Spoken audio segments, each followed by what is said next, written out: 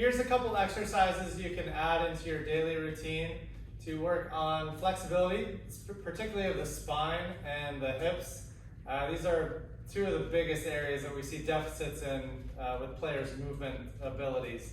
So what you can do is take a club across your shoulders. You're going to go high up on the shoulders here. And what we want to evaluate is how much you can rotate and then how much you can side bend. So that, for a right-handed player, is going to basically be your max backswing spine position. And you would do that the other side, and you would just tilt to the right on the way down. Now what you can do is just take a couple nice deep breaths with each one. Hold it, see if you can rotate a little bit more. And you want to try to keep the knees as close together as possible. So that's for the upper part of the spine. Now let's move down to the hips. An easy one to do that you can remain seated for. Keep the knees together, and then you're basically just going to do a windshield wiper type motion. So we're working on hip internal rotation. Now what we like to see is about 45 degrees. Some people can get further, some are a lot less.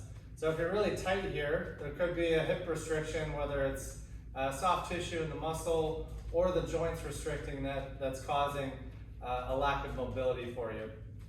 So you're going each way. I'm a little bit tighter in my right hip.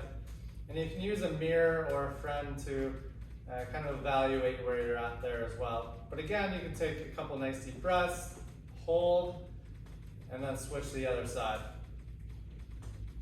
And then let's move up to the shoulders. So standing, an easy way to shallow the club is to have external rotation, particularly in the trail side. So for me as a right-hander, my right side. Now what you'll do is go into your setup position, and you're basically just trying to get as much external rotation as possible without bending the spine backwards. So we're keeping that very neutral, and then we're just externally rotating the shoulders. Try those few exercises out to evaluate your mobility, but also gain some range of motion in the right areas.